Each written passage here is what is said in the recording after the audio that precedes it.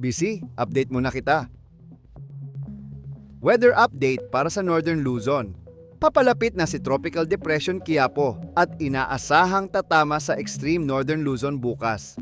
May signal number 1 na sa ilang lugar, kaya asahan ang malalakas na ulan at hangin. Ingat sa mga kababayan natin sa mga apektadong lugar. Balita sa West Philippine Sea. Nilinaw ng DFA na ang kasunduan sa China ay hindi nangangahulugang humihingi ng permiso ang Pilipinas para sa resupply mission sa Ayungin Shoal. Ang provisional understanding na ito ay para maiwasan ang hindi pagkakaintindihan at miskalkulasyon habang patuloy ang routine activities sa lugar.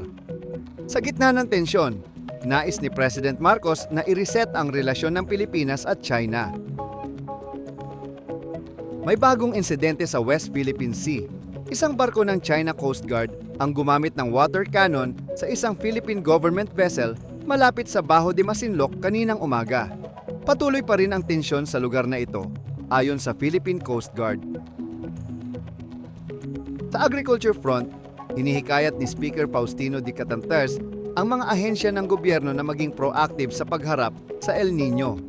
Dahil sa pagbaba ng palay production, posibleng tumaas pa ang presyo ng bigas. Mahalaga itong paghandaan para hindi masyadong maapektuhan ang mga kababayan natin. Energy update para sa mga kababayan natin. Nag-inspect si President Marcos mula sa himpapawid ng Malampaya Phase 4 project sa Palawan. Layunin ng proyektong ito na palawigin ang supply ng natural gas at pahabain ang buhay ng gas field beyond 2027 na makakatulong sa energy security ng bansa.